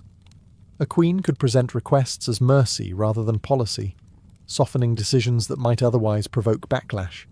This made her invaluable and dangerous. She could advance causes without appearing to govern. Etiquette reinforced this influence. Court rituals dictated when the queen appeared, how she was approached, and who was permitted to speak to her directly. These rules created bottlenecks. If the queen chose to delay a meeting or grant it publicly, the message was unmistakable. Favour was being displayed or withdrawn in real time. Queens who understood this system could dominate court politics without issuing a single order. Philippa of Hainaut famously used intercession to temper royal severity, earning loyalty from subjects and nobles alike. Her reputation for mercy was not accidental. It was cultivated, strategic, and politically stabilizing. The Queen's Court also functioned as a parallel institution. While the king handled warfare and law, the Queen managed culture, charity, and diplomacy. Visiting envoys observed her household closely. A well-run court signalled stability. A chaotic one suggested weakness. Queens who maintained order enhanced their dynasty's legitimacy. Importantly, etiquette protected queens as well as empowered them. By acting through custom rather than command, they avoided direct confrontation. If challenged, a queen could retreat behind tradition. She was not asserting power. She was following precedent. This ambiguity was deliberate. Medieval queenship thrived in these grey zones. Ceremony, manners, and household routines formed a language of power, understood by everyone at court. Queens fluent in that language could shape outcomes quietly, leaving few fingerprints behind. In a world where overt female authority was suspect, etiquette was not a constraint. It was a shield and a weapon. In medieval Europe, a queen's body was not private. It was political territory. Marriage placed her at the centre of dynastic strategy, and lineage determined whether a kingdom remained stable or slid into crisis. Queens were expected to produce heirs quickly, visibly, and successfully. Failure was not interpreted as misfortune. It was treated as a threat to the realm. A queen's marriage itself was a diplomatic act. She arrived with treaties woven into her dowry, alliances encoded in her ancestry, and expectations written by men she had never met. Once crowned, her primary duty was continuity. An heir secured peace. The absence of one invited rebellion. Every pregnancy was watched. Every miscarriage whispered about. The queen's health became a matter of state. Motherhood did not reduce a queen's political importance. It intensified it. A queen who bore a male heir gained leverage immediately. She became the guardian of the future, a living guarantee that the dynasty would continue. This status protected her influence and, in some cases, allowed her to act decisively in moments of crisis. A childless queen, by contrast, stood on unstable ground. Her value could be questioned.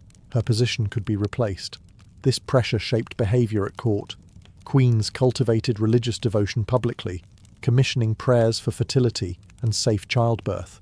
They distributed alms, patronised saints associated with motherhood, and framed their pregnancies as divine events. These acts were not superstition alone. They were political communication. A fertile queen signalled divine favour. An infertile one raised dangerous doubts. Lineage also gave queens leverage beyond the nursery. Through their children, queens built alliances. Marriages arranged by queens extended influence across borders. A daughter married into a rival house could stabilize decades of tension. A son betrothed strategically could prevent war. Queens were often deeply involved in these negotiations, even when men claimed final authority. Some queens understood this power instinctively. Margaret of Anjou fought relentlessly to protect her son's claim because she knew what his survival meant politically. Her authority flowed from motherhood as much as marriage. To attack her son was to attack the future she represented. In medieval queenship, lineage was currency. The womb was a site of power. And queens who navigated this reality successfully could shape the fate of kingdoms without ever stepping onto a battlefield. Beyond ceremony and motherhood, medieval queenship rested heavily on diplomacy. Queens were not merely decorative companions to kings. They were living bridges between courts. Born into foreign dynasties, raised in multilingual environments, and trained in etiquette from childhood, queens were uniquely suited to manage relationships that kings often complicated with pride or threat. A queen's foreign origin, so often criticized, was actually an advantage. She carried kinship ties that could soften hostilities and open channels unavailable to male rulers. Letters sent in a queen's name carried a different tone. They invoked family, obligation, and shared blood rather than dominance. In an age where insult could spark war, this mattered enormously. Queens frequently hosted envoys, negotiated marriages, and mediated disputes behind closed doors. These were not informal chats. They were structured exchanges governed by ritual, gift-giving, and carefully chosen language. A queen could advance peace without publicly binding the crown. If negotiations failed, the king could deny involvement. If they succeeded, stability followed quietly. This deniability made queens ideal negotiators. The queen's household again played a crucial role. Foreign ambassadors observed it closely, noting order, generosity, and discipline. A queen who ran a calm, dignified court projected legitimacy. Disorder suggested weakness. Queens who understood this curated their image carefully, knowing reputation travelled faster than armies. Some queens became legendary for their diplomatic skill. Eleanor of Aquitaine moved effortlessly between courts, cultures, and political systems, using charm, intelligence, and lineage to influence outcomes across Europe. Her power did not rely on decrees, it relied on presence. People listened to her because she represented continuity between rival worlds. Queens also acted as internal diplomats. They mediated between hostile nobles, soothed offended families, and repaired alliances damaged by royal decisions. When a king needed to retreat without losing face, the queen often provided the excuse. Mercy granted at her request looked humane rather than weak. This diplomatic role required restraint. Queens who spoke too boldly risked accusations of manipulation. Those who remained too quiet lost relevance. Success lay in balance. The most effective queens made others feel heard while steering outcomes subtly in their favour. In a medieval world obsessed with honour, queens operated in the margins where honour bent. They persuaded where kings commanded. They softened where crowns hardened. And while treaties bore male signatures, many of them were shaped first in the queen's chamber, through conversations history rarely recorded, but deeply felt. If coronations granted queens legitimacy, and diplomacy gave them reach, patronage gave them permanence. Medieval queens built power slowly through piety, charity, and cultural sponsorship, arenas where female authority was not only accepted, but expected. This was not soft power in the modern sense. It was structural. Queens were major patrons of religious institutions. They founded monasteries, endowed churches, commissioned altarpieces, and supported clerical careers. These acts signalled devotion, but they also created networks of obligation. A convent funded by the Queen prayed for her family, supported her political interests, and reinforced her reputation as divinely favoured. In a deeply religious society, moral authority translated into political insulation. Piety also protected queens from criticism. A visibly devout queen was harder to accuse of ambition or corruption. Her actions could be framed as service rather than strategy. This did not mean queens were naive. It meant they understood optics. Public prayer, pilgrimages, and almsgiving were carefully staged reminders that the queen stood on the side of God and order. Patronage extended beyond religion. Queens sponsored artists, chroniclers, poets, and scholars. The stories told at court mattered. Chronicles shaped memory. Songs reinforced loyalty. A queen who controlled cultural output influenced how her reign and her dynasty would be remembered. Silence could erase enemies. Praise could elevate allies. Charity was another key tool. Queens distributed food during famines, ransomed captives, and intervened on behalf of the poor. These acts were highly visible and widely reported. They created goodwill beyond the court, anchoring the monarchy to the everyday lives of subjects. When unrest threatened, a beloved queen could calm it more effectively than soldiers. Some queens used this authority decisively. Matilda of Scotland cultivated a reputation for learning and generosity that stabilized her husband's rule and softened opposition. Her moral standing gave her political weight without formal command. Importantly, patronage outlived queens themselves. Foundations continued to pray for them. Endowments carried their names forward. Memory became infrastructure. Even queens who lost political battles often won the long game of remembrance through institutions that survived them.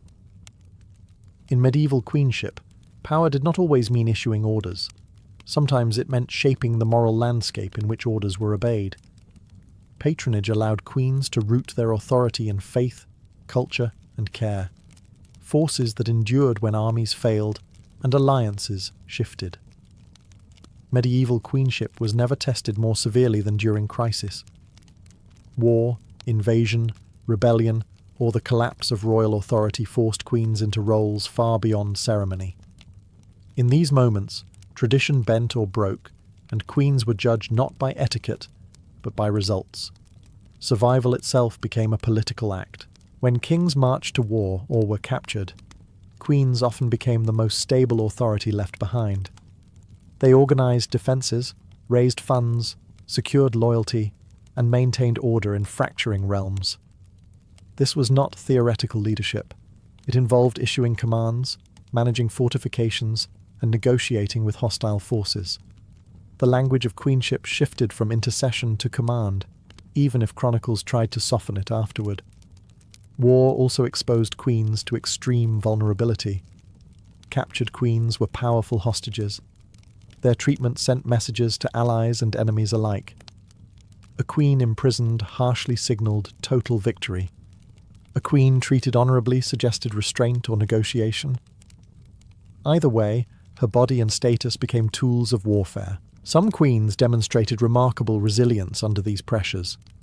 Blanche of Castile governed during open rebellion and foreign invasion, refusing to yield authority even when threatened directly. Her ability to project calm and control prevented fragmentation at moments when the crown could easily have collapsed. Others faced captivity. Queens taken prisoner had to navigate humiliation without surrendering legitimacy. Silence could be dignified. Defiance could be dangerous. Every gesture was calculated. Even in confinement, queens remained symbols. Their survival mattered because it preserved continuity. Killing a queen risked martyrdom and backlash. Crisis also sharpened public scrutiny. Decisions made during war were remembered far longer than years of stability. A queen who failed to act decisively could be blamed for defeat. One who acted forcefully could be accused of overstepping her role. There was no safe path, only necessary ones. What emerges from these moments is the reality that medieval queenship was elastic. It expanded under pressure. Queens who survived crises often emerged with enhanced authority, even if unofficial. Those who did not were rewritten as warnings rather than leaders. In war and captivity, queenship shed its gentler disguises.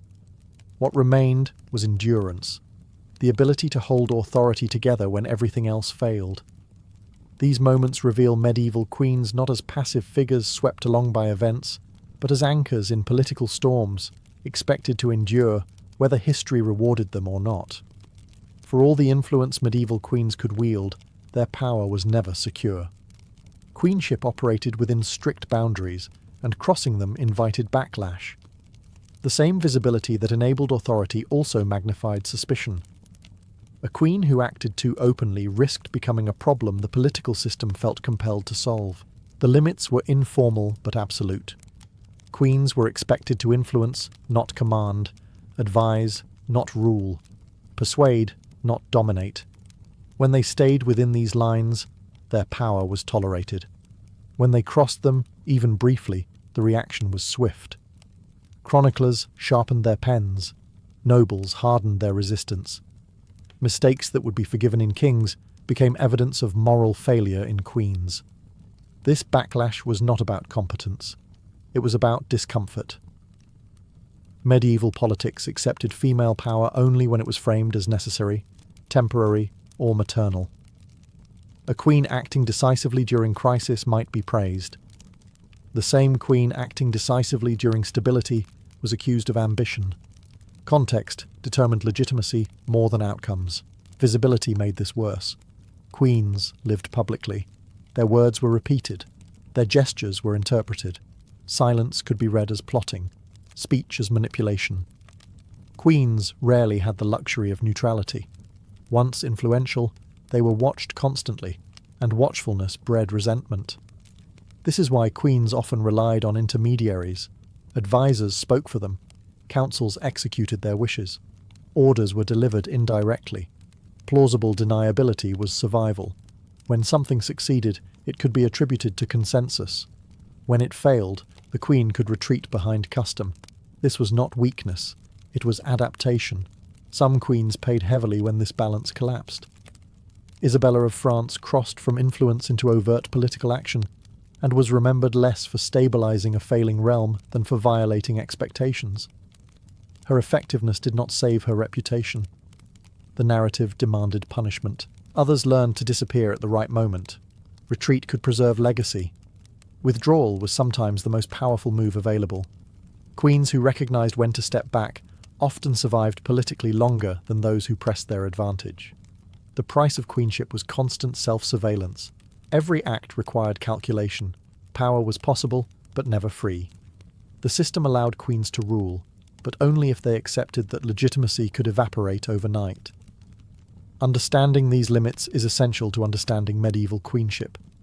Queens were not powerless. They were constrained. And within those constraints, the most successful ones learned when to act, when to vanish, and when to let others believe the decision was never theirs at all. By the end of the Middle Ages, queenship was no longer an anomaly to be explained away. It was a functioning part of how monarchy operated. Queens were not temporary substitutes or decorative figures orbiting real power. They were embedded into the political system itself, expected to stabilize, mediate, and endure where kings often could not. What makes medieval queenship so enduring is that it relied on structure rather than permission. Ceremony legitimized queens. Lineage anchored them. Households empowered them. Custom protected them. Even backlash followed predictable patterns. Queens learned to operate inside this framework, bending it without breaking it. Their authority did not depend on radical change. It depended on mastery of existing rules. This is why queenship survived even as individual queens failed. When one queen fell from favour, another replaced her without dismantling the role itself. The system absorbed conflict. A queen could be disgraced, imprisoned, or sidelined, but the office of queenship remained intact, ready for the next woman to occupy it. That continuity is not accidental. It reflects how essential the role had become. Queens provided stability in a volatile political environment. They linked dynasties across borders. They softened transitions between reigns. They acted as guardians during minorities and anchors during crises. Even queens who never ruled openly shaped outcomes through patronage, intercession, and influence. Their absence would have created gaps the system was not equipped to fill. Importantly, medieval queenship was not a single experience.